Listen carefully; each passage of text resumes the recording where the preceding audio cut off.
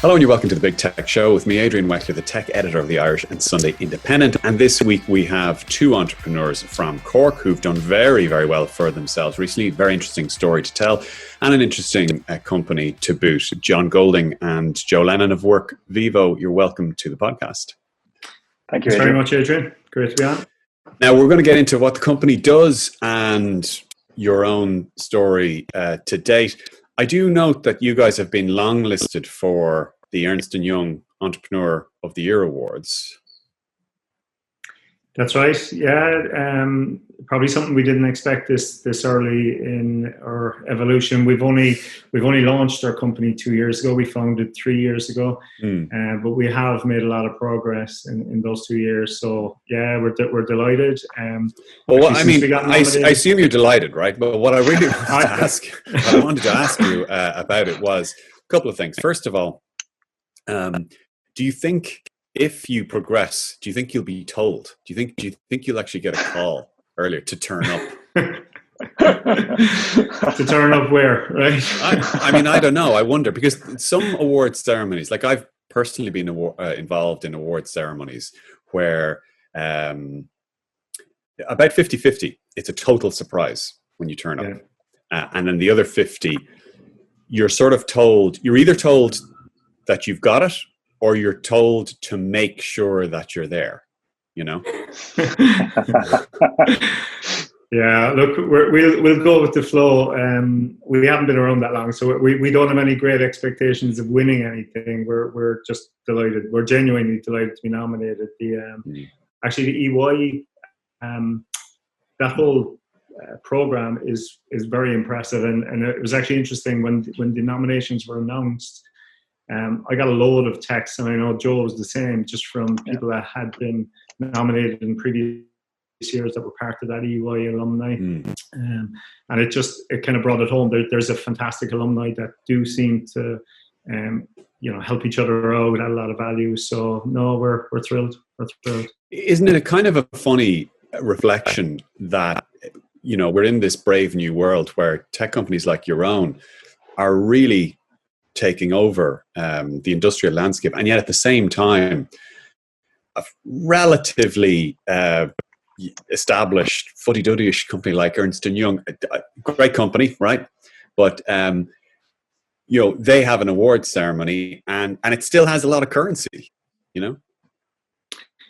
Yeah, it does, and like I put a lot of value in just looking at the alumni that are in there, right? There's some. Is that what they're called, by the way? Alumni. Alumni, yeah. There's actually on the day we got nominated, Peter Coppinger from Teamwork contacted, Sean Sheehan from Wise Tech, Shane Evans from Scraping Hub, just companies that have done really well in the last number of years. And they were excited for Joe and myself, and they were excited because, you know, they see the value in it, and they have seen the value in it over the last couple of years. So that tells me a lot, hearing it from those guys. So I think there's Adrian. I was going to say, I think there's quite a diverse range of companies that are part of the program. So, you know, like obviously we're a tech company, but I would say the vast majority of the companies that are involved in the program are actually not tech companies. They're all different types of business.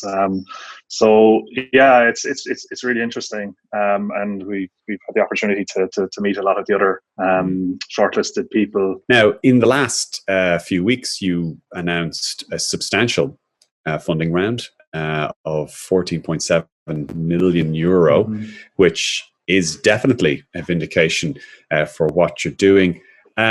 What's your own reflections or thoughts on where the company goes from here? And in raising that kind of money, what does that say about the company?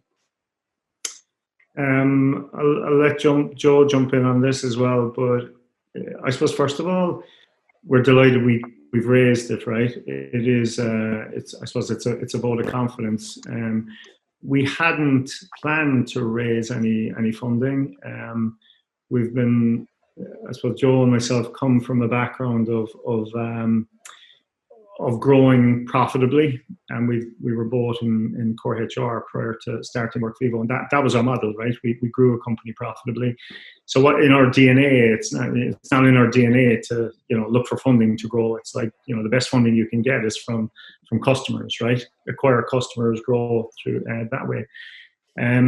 Over the last while, we've been spending a lot of time in West Coast, Silicon Valley. Because we've acquired, some great customers over there, and it does influence your thinking. We were lucky enough to get Eric Wan from Zoom on board, and just even conversations with Eric, there's definitely a level of ambition in Silicon Valley where there's a path you go down, and if you've proven kind of product market fit and you've acquired great customers, it's almost like, what are you waiting for? Now, when you got Eric on board, that was before Zoom had really blown up into this big global emerging star of the pandemic. What was that like? What was that relationship like? How did you approach him? What did he see in WorkVivo? So we were introduced to Eric by a mutual customer. So there's a customer of ours that's also a customer of Zoom, and that customer suggested to Eric and to ourselves that we should meet, right? We're in the same ecosystem. We both do communications, but we don't compete. So we were introduced to Eric. We had some Zoom calls, obviously, and just got to know him, showed him the product. He really liked the product, and he asked to be an investor at a time when we weren't looking for any investment. And we had been using the Zoom product for quite a while before that, because a lot of the companies we were dealing with on West Coast US had been using Zoom, and we were just like, you use Zoom, you're impressed with it, you start using it yourself.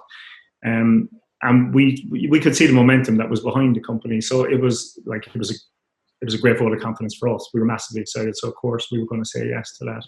And he's been great. He's been a great friend in terms of, he doesn't ask for anything. He just, I trust you, go do your thing. Let me know when you need help. And if we do ask for help, if we ask for advice, he's back within a half an hour. It's like, it's a text, it's an email, and he's been brilliant. He's been brilliant. And I think he's been brilliant in terms of just prodding us in the right direction as well in terms of ambition. Yeah, we had Zoom's CIO on the podcast about a month ago. Turns out he's from Rathfarnham, Harry Mosley. It's funny. I was actually on a call with Harry last night, just a different forum, and people from various parts of the world were invited, like randomly. But Harry was on from Zoom, and I was on representing WorkVivo. But before the call started, I was telling Joe earlier, we were having a great conversation about a particular part of Cork where Harry's parents grew up in. So, small world. It's all local. All tech, like all politics. Absolutely. All roads lead back to Cork as well, as everybody knows. Yeah. But just on that Cork thing, so over the years, one of my remits in terms of writing about tech in Ireland is often to try and get outside Dublin, to look outside Dublin for pockets of opportunity where clusters are starting. Galway, Cork. And there has been this question down the years, can you scale a company from outside Dublin? It's rare enough that some of the big Indigenous tech companies are scaled from outside them. What's your experience down in Cork? Do you want to take that, John? Yeah, from my own perspective, I think Cork is and has been for quite some time been a really good place to start a business from. I think a lot of the infrastructural challenges around starting a business in a large city like Dublin it can be much easier down here from many sides of the equation. I think one of the things that we see a lot within Cork is often the types of business that are started here you don't necessarily need to be in Dublin. Oftentimes you might need to be in London or in the US or somewhere else. And as long as you can get to those places quite easily, and you generally can from here, it tends to work quite well. I think we've seen over the last like 3 or 4 years, and particularly the last couple of years, there's definitely been a resurgence in startup activity and in business activity in general in Cork. And I think a lot of that has been attributed to a lot of the investment in the city being driven back into the city centre itself. I think for like, if you go back 10, 15 years, one of the biggest problems I think that happened in Cork was that all of the investment spread out in what was referred to locally and potentially further afield as the digital donut. So there was nothing happening in the centre of the city. And then you had these business parks popping up in the suburbs and in other parts of the county even, where a lot of, companies were putting 500, 1,000, 2,000 people, and there was a lot of innovation and things happening, but there was nothing happening in the city. And anytime you try to organize an event or a meetup or anything like that, nobody would ever turn up because everybody was like trying to commute from 30, 40 minutes away, and you'd have to have it at 8 o'clock at night in order for anybody to be able to get there on time. See, that's an interesting point in the conversation we're all having now about remote working versus offices. Because there is this narrative that one thing the pandemic is going to do is going to push us all away from city living or metropolitan out to more, to wider spaces where we can work with broadband. But I've always had a bit of a problem with that narrative insofar as that's fine if you're over 40, you have your family, you're not into going out much, you're not into the buzz and everything else of cities. But if you talk to a 24, 25-year-old who is at an early stage in their career, that's what they want. They actually want to be in the thick of things in a city or in a hub. And I think for that reason, it's very difficult for me to see, to your point, about why sort of a younger person in the industry would want to be out in one of those suburban hubs rather than in the city. Exactly. Sorry, John, go ahead. Go for it. No, go for it, John. Yeah, so I think that's exactly the issue that we've had, I think, for the last 10 or 15 years is not so much that the talent that's already here, that there's not opportunities for them. It's more for companies that are growing here and that are increasing the base that they have here. If you're not going to be able to attract people from outside, not just outside of Cork, but outside of Ireland, to come and move to a place if it doesn't provide that, the public transport isn't there like you have in Dublin with the Lewis. It's, if you live outside. Well, now the Lewis only goes, I live in an area where the Lewis comes nowhere near me or the Dart. Most of Dublin is not serviced by those excellent rail lines. I'm on foot or I'm on a bus. Just in case. Yeah. But I suppose it's better than nothing. Genuinely in Cork at the moment, it's the bus is your public transport to get into the city centre, and obviously that suffers from all the same problems as cars do in terms of traffic. And we have some green corridors, but there's not enough. And so it's not attractive for somebody to come and move to Cork and live in Carrigaline or Ballincollig, if, as you said, if they're young and in their 20s and they want to live in a bustling city centre. So and even the whole point about living, the point is often made, but people are sick of living in shoeboxes. Totally fair point. But if I was 24 and you gave me the choice of living in a shoebox in the middle of town where everything's happening, or a spacious bungalow, 40 kilometers outside where I had my own half acre. No, there's no contest, Now, maybe now I choose the bungalow, but no contest when I'm younger. Yeah, and I think, like, personally, I think it'll end up being a hybrid, right? And I just even bring it back to what we're planning to do, right? So we've already polled everybody in our company, and the general sense is that most people would like a hybrid. And we've a fairly young demographic. And I think, you're right. I think the social side of it is going to be important. And we're already planning, if we're not in the office most days or there's only certain people in the office, then, we'll need to plan a kind of once a month night out or just the social angle, right? And for younger people, I think that becomes particularly important. Just going back to a couple of points on Cork, right? We love talking about Cork, by the way. Imagine that. This could be a whole series. But no, I think one of the interesting things for me about Cork is if you look at the companies that have come into Cork over the last while, and when I say over the last while, over recent decades, right? So Apple's European HQ is in Cork. You've got Dell, formerly EMC in Cork. You've got the likes of Flex. You've got Arlo Technologies, Netgear. You've got so many great companies that are US companies, right? That are based in Cork for a number of decades now.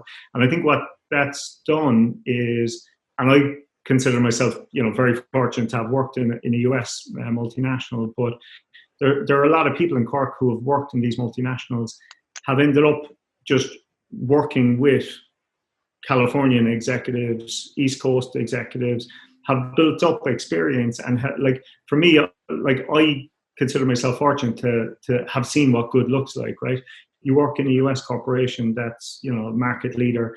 You do get to see what good looks like in terms of customer experience, product, like every touch point, and you know what good looks like. And I think when you see that, you just have a lot of people, you have a whole ecosystem or community that have that experience, are used to dealing with US execs, know the whole process, and can bring that experience to bear in a startup. And then I think combined with that, you have a startup community, the likes of Teamwork and these guys that I think there's a phrase in sport. I know the ladies camogie are using it recently.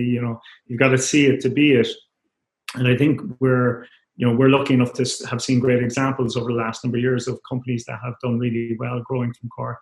And I think it just creates an ecosystem, and people will follow, and you can see that it can be done, and you can see that, well, you can raise money from Cork, you can grow a company, you can acquire customers in the US from Cork. And I think that it's like, you look at Silicon Valley, right? There's a level of ambition in Silicon Valley, and it's fueled by, I'm likely to be working with somebody who's worked in a startup. I'm likely to know somebody, and there's just a natural ecosystem there that creates a level of ambition. And I go back to, if I look at 2019, I traveled to San Francisco 6 times in 2019, and many of those trips didn't have an agenda, but when I booked them, obviously I filled up the week, with stuff before I traveled. But a big reason for just making sure I got there as often as I did was just being in that ecosystem creates a level of ambition, and you get to see what is achievable. And I think we're lucky enough to have a nice bit of that in Cork over the last number of while, based on the companies that have come in, and I think it's naturally benefited us. You mentioned raising money there. A question I often ask founders, and it completely varies on the conditions of the time, the financial climate, everything else. When you're looking for, or you're considering funding, and you're in that conversation, how do you actually arrive at a figure? What are the dynamics? Is it mostly an external consideration based on the funding climate of the time, of your peers, of how much money is available, of the size of the funds, of the ambitions of the investors? How do you settled on a 14.7 million euro, which I don't know what, I think it's $16 million or so in dollar terms. How do you actually arrive at that figure? It's a great question. I think a number of things factor into it, right? One is the market you're in, right? And the market we're in, we're competing against big players, right? So there's no point in us. It is a little bit of, look, go big or go home, right? So there's no point in us raising 3 million to take on the market that we've chosen to land ourselves in, right? So, and I think when you're looking for investment, the funny thing is you look for 5 million investment, and some investors will look at that as you're not ambitious enough, right? And so there's a lot of things come into play. What also comes into play is just the market appetite for what you're doing, right? And no matter, we could put a number on it, but unless the market appetite was there from the investor, you're not going to get what you want. So for us, there was a little bit of, we were lucky enough that there was interest in what we were doing. We were lucky enough there was a bit of competitive interest. We are ambitious, so we were never going to look for for 3 million, 5 million. And I think like Joe and myself we've talked about this a lot over the years. Like we see a lot of companies, startups who end up making the investment process an industry and end up almost seeing the investment process as the measure of success, right? And we see a lot of startups who end up being way too focused on the investment process. And for us, we've always just been focused on building great product, acquiring customers, right? And the investment thing is almost look, okay, that's something that we just need to keep an eye on because we need to be well capitalized for growth. And I think that has served us well. So for us, I think the big thing is, we're happy with the level of capitalization we now have, and we don't need to worry about it, right? We're lucky enough we didn't have to completely, become all consumed with the investment process. We got great investors on board in a relatively frictionless way, allowed us to keep focus on the business, and now we have the capital we need to just drive on. So. Well, what's interesting also about it is we're now in an era, arguably over the last 3 to 4 years, where larger US funds, I mean, Tiger Global has $3.5–4 billion of a fund, will now invest in a country like Ireland. We were talking about Cork earlier on. Cork, Dublin, what's the difference to a company like, to an investor like this? But they will now actually invest in a company 3,000 miles away, which, 5–6 years ago, that was very rare. That wasn't the case. Yeah, I think it does. It sets a precedent as well, right? So I think people it's naturally more comfortable with it, right? So like Evervault in Dublin have, secured a really nice investment from Sequoia. And I think Sequoia will naturally become more comfortable with, that's going to be a huge success, no doubt. And Sequoia will become naturally more comfortable with investing in European and Irish tech out of that. I spoke to Shane Kern, actually, of Evervault, actually just yesterday, and I was asking him some of these questions. And he said, because I was asking about Sequoia, you're pitching to Sequoia. Like, these are the masters of the universe. These are the, globally famous names. And he said, actually, when it came down to it, they were probably the least hassle people to talk to. They were the most casual, the calmest, and maybe the easiest, the ones least likely to waste your time. Yeah, well, they've been through it a million times, right? So. So I'm not surprised with that. Yeah, it's interesting. I'm writing a big thing about this soon. And Joe, I came across a fascinating nugget that you wrote in a blog note about yourself, about your first computer, your Amstrad. Talk about switching gears. Yeah, because it touched a nerve in me, because I was that kid as well. Mine was a Sinclair ZX81. You had an Amstrad. You might be a little bit younger than me. I think are you 40-ish? 40? I'm 35. Yeah, I'm 35. Oh yeah. So. I was going to say 40 in a few years. And you were typing up source code. You were trying to create games. That's right. Yeah. So that Amstrad, which I bought with my first Holy Communion fund, that's not a bad fund. No, I'm pretty sure my parents had to top up with their savings in order to get the Amstrad. But no, it came with a manual, and this manual had obviously instructions on how to operate the computer, because back then, you had no real user interfaces or anything like that. It was a command line, and that was it. But at the back of this manual, there was about 300 pages of source code teaching you how to build a tennis game. I think there was a basketball game and Pong and all of the classic games that you would have had on the kind of arcade style consoles of the era. And I, as a 7 or 8 year old, not having a clue firstly how to type, but not having an iota what any of this stuff actually meant, spent hours on end typing the source code into the computer, hoping that the game would work at the end. And I think I may have gotten one of them to work, but it took me a long time to figure out that you could actually like put code into an editor and save it. I thought that you'd have to enter it line by line every time. So anytime I wanted to start this game, I'd have to type in 300 or 400 lines of source code. But so I learned that one the hard way. Well, I'll see your line by line manual process, right? And I'll raise you, okay?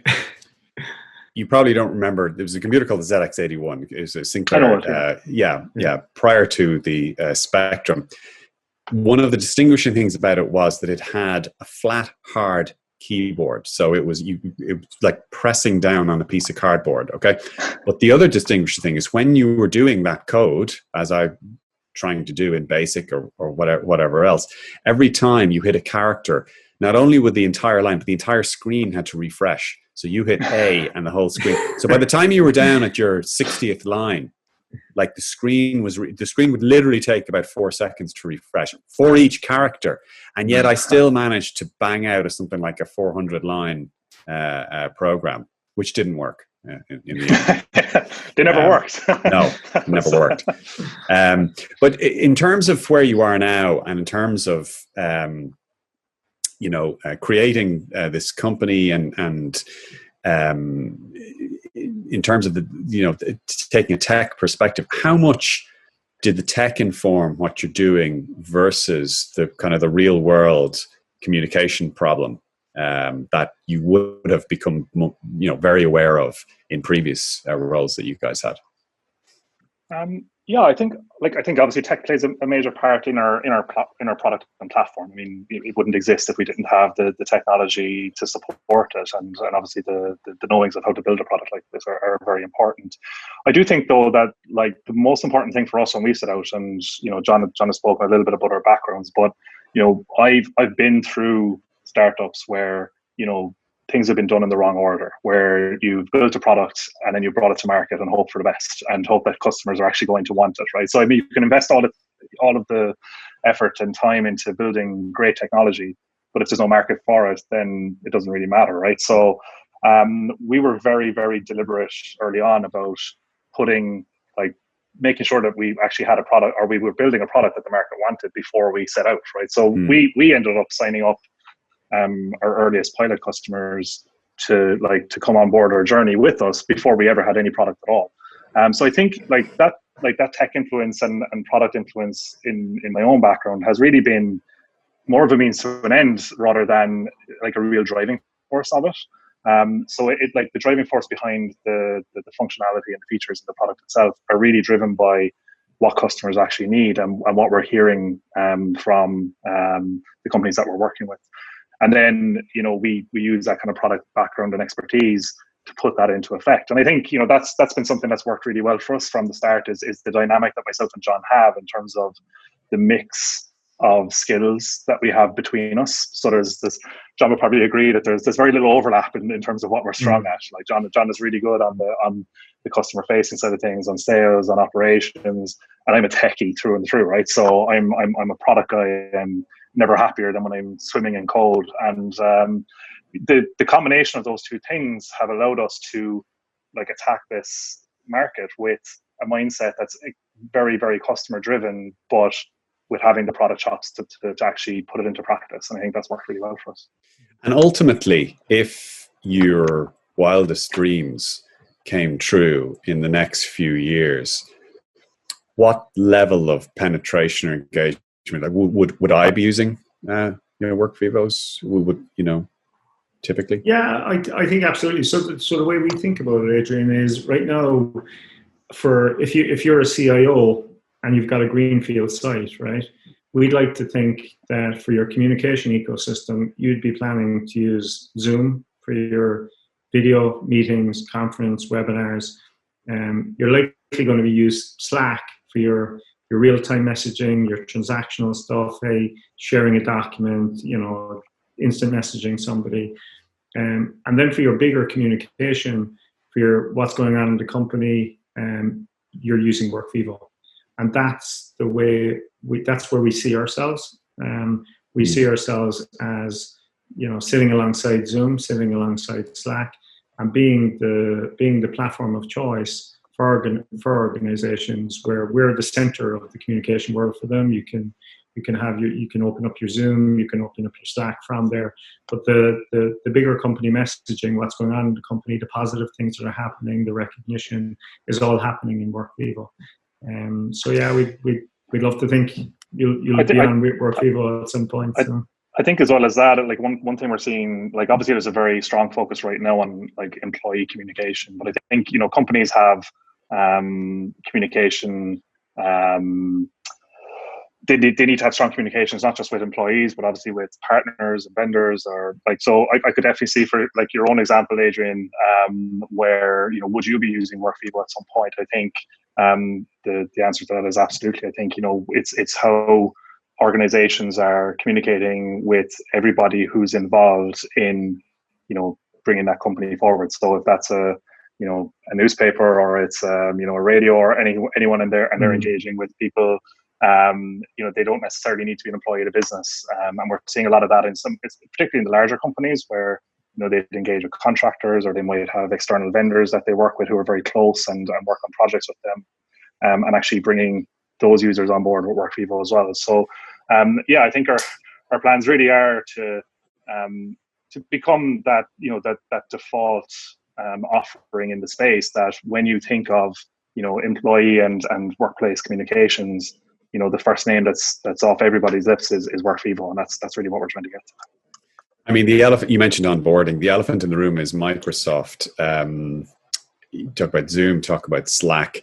In our business, for example, we use Teams quite a lot, essentially because we've had Microsoft in place for 20 years. Therefore, that's the transition that seemed to be the most logical, easy one to make. And email is a stubborn one as well. I mean, email itself, just simple email, is still a really it's proving to be, despite Slack and others, it's proving to be a very tough one to shift substantially, especially when you're talking about customers or contractors.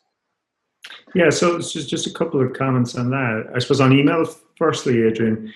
So email informs people, right? But it doesn't engage, and I think that's the challenge. And with people moving remotely and dispersed workforces, one of the big challenges companies are having is, you know, not how they inform people, but how they engage them. And communication can be a lot more engaging than email. And what we're seeing, you mentioned Microsoft Teams, the kind of communication that appears in WorkVivo is different to Microsoft Teams. And we've done a great integration with Slack, with Zoom. We've an integration with Microsoft Teams that we're releasing in August. But the type of communication you see on Microsoft Teams isn't the kind of communication that shapes the culture of the organization. The kind of communication you see on WorkVivo does shape the culture. It builds that culture of recognition. It aligns people with the goals of the organization. It shines a light on the positive things that are happening in the organization. It's not the transactional stuff that you see on Slack or the transactional stuff that you see on Microsoft Teams. And I think that's where the difference lies.